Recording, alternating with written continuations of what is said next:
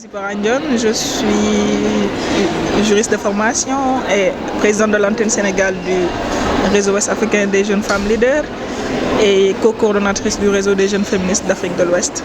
Oui, dans le cadre des activités du ROAGEF, nous travaillons spécifiquement pour le développement du leadership des jeunes femmes et des filles et nous travaillons sur plusieurs projets en lien avec la santé. Spécifiquement sur la santé, nous travaillons dans le cadre d'un projet innovant au Sénégal qui est dénommé le projet de lutte contre les violences gynécologiques et obstétricales, où nous agissons en organisant des cercles de parole sur différentes thématiques dans le district pilote de Diamniadio. Donc c'est la première fois que cette question est adressée de manière spécifique au Sénégal, parce que de manière générale, il y a eu beaucoup de remous, en tout cas autour de la question des violences gynécologiques et obstétricales. Donc il y a eu le cas de Louga et autres, donc, où vraiment on a senti la nécessité aujourd'hui d'aborder ces questions de manière spécifique au Sénégal. Et je pense que c'est un projet où on travaille en consortium avec beaucoup d'autres organisations, avec comme lead Equipop, l'ANJ aussi qui travaille, ENDA, Santé également, et beaucoup d'autres collectifs, avec la réédition également du livre Mon corps, ma santé, avec l'apport de professeur Fatso et de Tata Kodobop, donc, et autour de beaucoup d'autres thématiques. Donc c'est vraiment un projet pour lequel nous nourrissons beaucoup d'espoir et nous agissons beaucoup avec les communautés sur ces différentes questions. Beaucoup de choses à dire par rapport à l'organisation en tant que telle de l'événement. On a eu le discours du président de la présidente de la Hongrie, donc, qui a été très critiqué.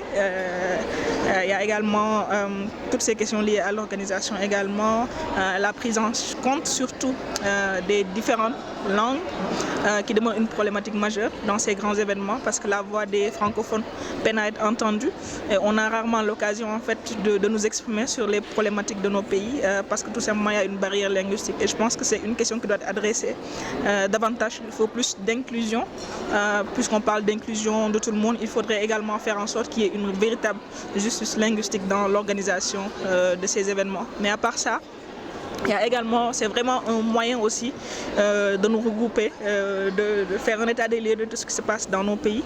Et c'est pour dire que ce n'est pas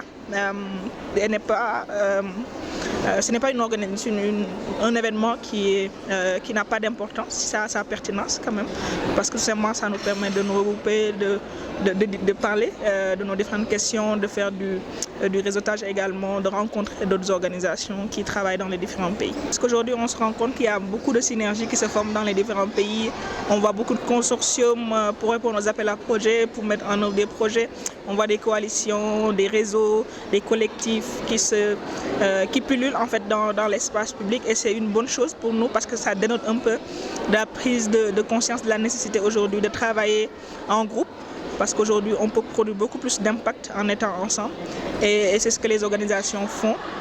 Maintenant, si on se met en synergie, on a besoin vraiment de beaucoup de ressources parce qu'il faudrait dépasser vraiment l'idée de faire de petits projets de manière éparse. Il faudrait vraiment arriver à avoir des projets structurants à grande échelle qui permettent aujourd'hui de produire beaucoup plus d'impact avec beaucoup plus d'organisation.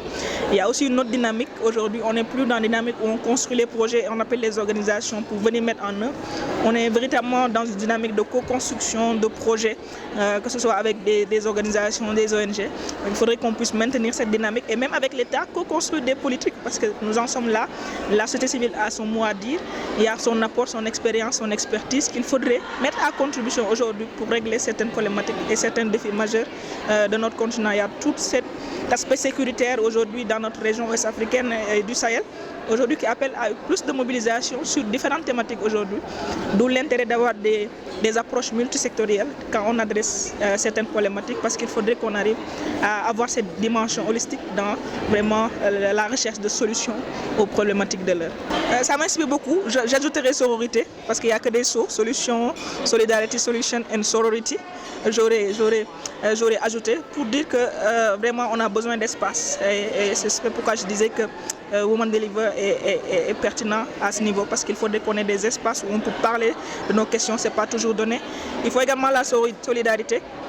Et au-delà aussi, la sororité pour moi, parce que nous sommes des femmes, nous avons aujourd'hui le devoir d'être ensemble, de nous battre ensemble, de lutter ensemble contre toutes les formes de violence qu'on subit.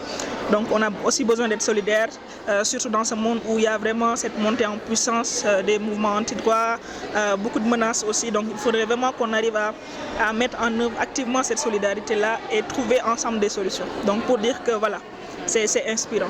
Je remercie Warkha TV pour cette opportunité de nous exprimer sur ces questions et d'être présent dans des événements pareils. On n'a pas beaucoup de médias peut-être où on peut s'exprimer en français, donc c'est vraiment une belle opportunité aujourd'hui de pouvoir en tout cas échanger avec, par ce canal-là. Merci. Nous portons le poids des générations passées. Nous portons des rêves qui dureront toujours. Nos corps, temple de la résilience et de la grâce. Nos corps, temple de la résilience et de la grâce.